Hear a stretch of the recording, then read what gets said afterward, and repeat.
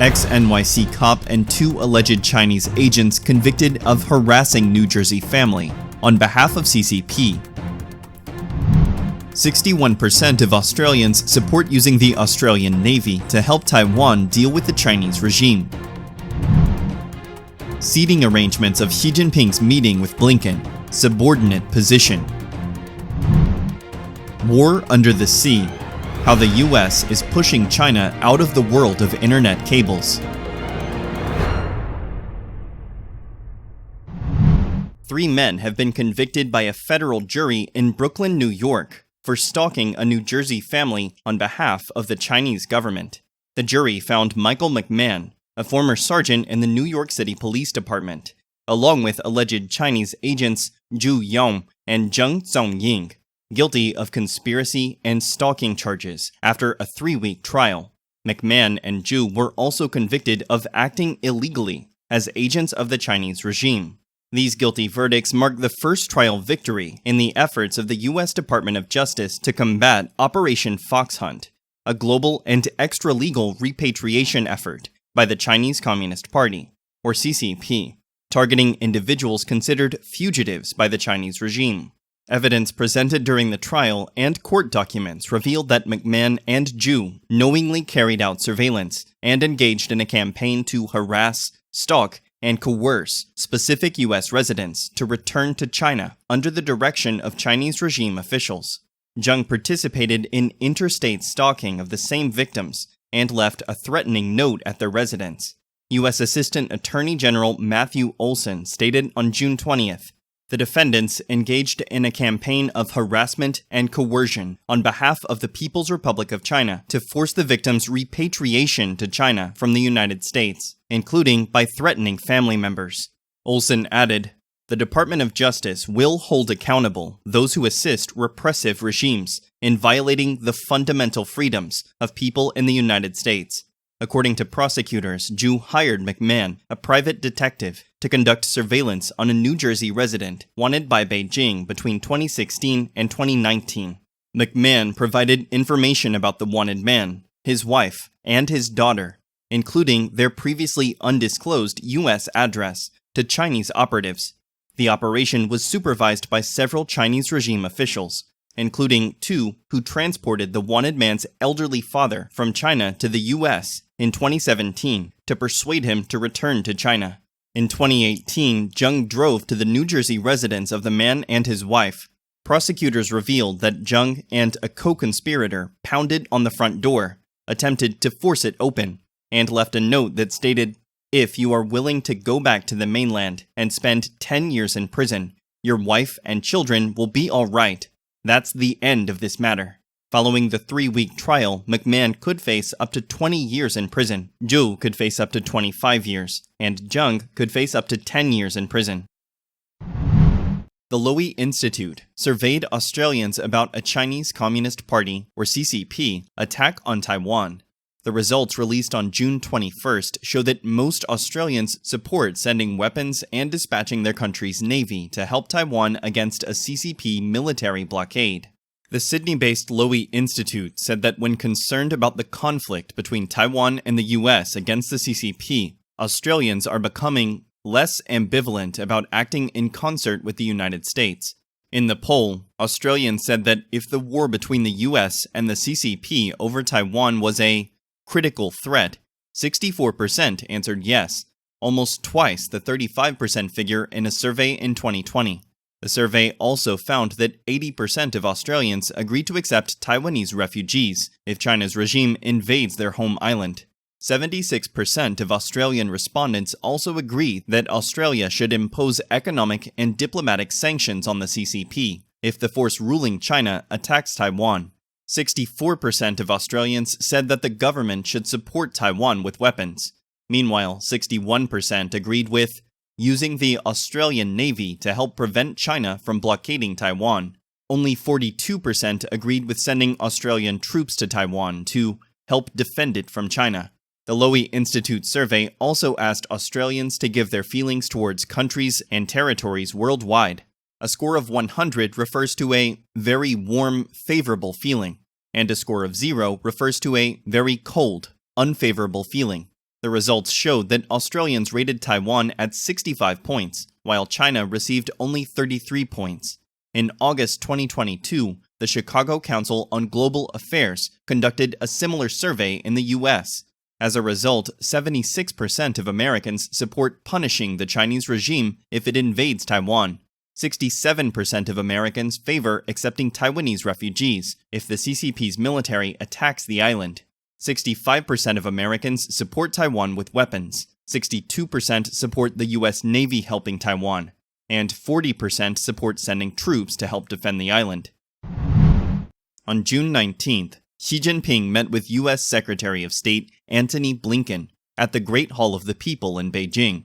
This time, the focus of the outside world was not only the content of the meeting, but also the change in the CCP's previous diplomacy. In terms of etiquette and seating arrangements, officials from both China and the United States sat on either side of the conference table, and Xi Jinping's position was in the middle of the table. So Antony Blinken was in the position of a subordinate who was reporting to the CCP superiors. The content of Xi Jinping's Blinken talks was like a reenactment of dynastic diplomacy. Previously, when meeting with foreign guests, Xi Jinping usually sat on the left or right, at least showing equality between host and guest. The meeting with Blinken this time is different. The host, likely intentionally, neglected the guests, but judging from the meeting atmosphere, it did not seem to be the case. Xi Jinping said that China and the United States had reached a consensus on specific issues, which was very good. He also said that exchanges between the two countries should show respect and treat each other with sincerity. Was the seating arrangement between the host and the guest this time the intention of Xi Jinping, or the hospitality of his subordinates? It is said that the CCP officials' flattery is getting more and more crude, even breaking the bottom line. Zai Qi, a member of the Standing Committee of the CCP's Politburo and the Central Office's director, also known as the Zhongnanhai Secret, is a master of arrangement. Some people speculated that Xi Jinping himself deliberately arranged such positions. When Mike Pompeo, Blinken's predecessor and Secretary of State, visited China in 2018 at the Great Hall of the People, he always sat on the sofa side by side with Xi Jinping. This time, the position of U.S. Secretary of State Blinken is also worse than that of his predecessor, U.S. Secretary of State John Kerry. When Kerry visited China in 2015, he also sat on the sofa next to Xi Jinping. On June 16th, just 3 days before Xi Jinping met with Blinken, he met Bill Gates in Beijing. Bill Gates also sat on the sofa side by side with Xi. Xi told Gates, "I'm glad to meet you. We haven't seen each other for more than 3 years." Some netizens commented, for Xi Jinping, Bill Gates has a much higher status than Secretary of State Blinken. In December 2022, Xi Jinping met Li Jiachao, chief executive of the Hong Kong Special Administrative Region, and Carrie Lam, who arrived to report on her work in 2021.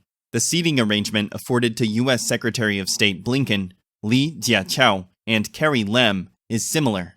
The seating arrangement for Xi Jinping's meeting with Blinken this time sparked heated discussions among netizens. One netizen joked, "This time Blinken has become Xi's subordinate and is being lectured by the boss. This arrangement means that the United States has been defeated by the CCP and become a CCP colony." Someone said, "This shows China's lack of respect for other countries. That's a dangerous country." Some tweeters scoffed, "What a shame." The big diplomatic overturning incident. It's ugly in everyone's eyes. A dictatorial country loves to divide people by rank. The whole world is thinking, what kind of entertainment show is this? The undersea cable system, with nearly 1.4 million kilometers of metal-clad optical fiber running along the world's oceans for seamless global internet access, is currently dominated by companies from France, the USA, and Japan. With the recent entry of China, experts say this market is at risk of being split into Eastern and Western blocks amid geopolitical tensions. The US has been trying to keep China out of the market due to concerns about espionage and worries about what Beijing might do to disrupt strategic assets run by Chinese companies in the event of a conflict. Despite being regularly blocked from international undersea cable projects involving US investment, Chinese companies have adapted by building international cables for China and many of its allies. This raises concerns about dangerous divisions over who owns and manages the global web's infrastructure. The spy threat. Over the past 5 years, as tensions between the two countries have grown, the US government has sought to decouple the interwoven internet cable network that has developed through international cooperation for many decades. The US has prevented China from becoming a major player in the global undersea fiber optic cable market. Chinese supplier HMN Tech has supplied or is set to deliver equipment for just 10% of all existing and planned global cables, as an analysis of data provided by consulting firm Telegeography has shown. Meanwhile, French cable manufacturer ASN provided 41%, and US company Subcom provided 21%. The Washington campaign also led to a ban on using Chinese suppliers in many industry sectors, even in projects without US involvement. But US efforts to exclude Chinese companies from the world's internet are mired with difficulties, even as the US administration waged a fiber optic war against Beijing. Chinese-owned and operated ships still carry out complex repair work on US-owned fiber optic lines. Meanwhile, new analysis shows more data flows between the US and China than at any other time in history. Some industry insiders point out that data can still be intercepted, even if the infrastructure containing that data is not built by Chinese companies. Undersea Cold War.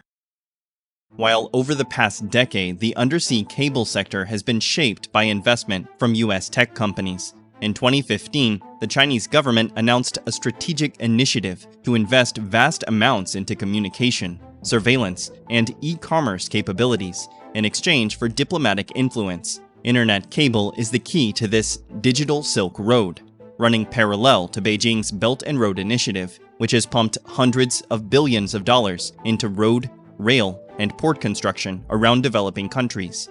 Chinese telecommunications champion Huawei at the time succeeded in making a foothold in the undersea cable market through its joint venture Huawei Marine.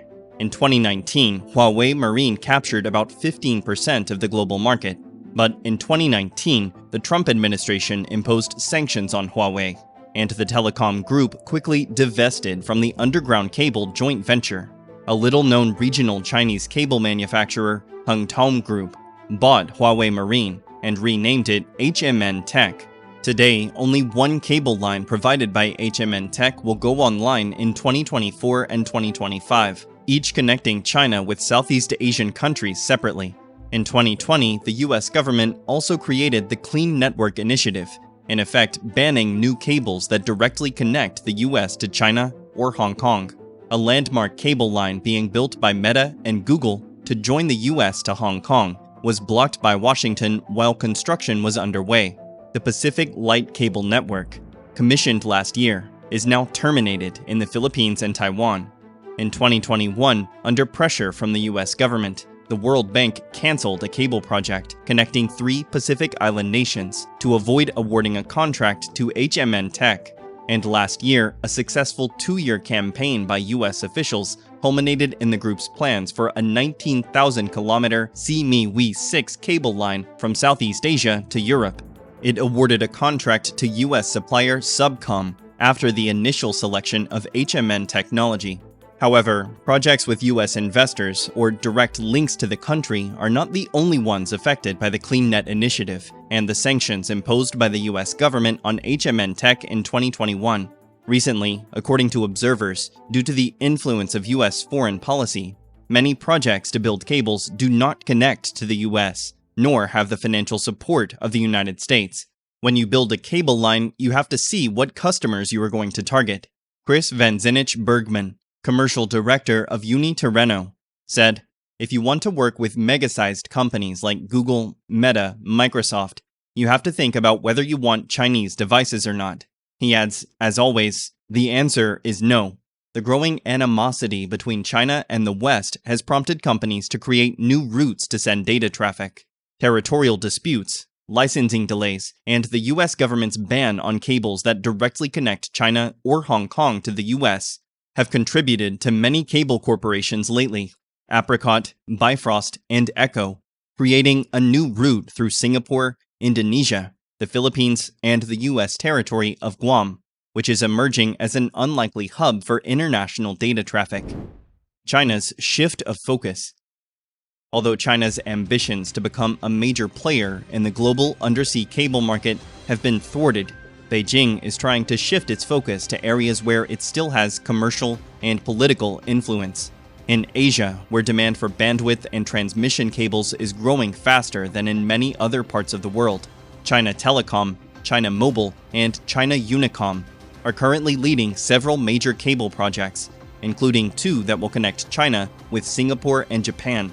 China's infrastructure empire building across Africa and Europe has been successful for many years.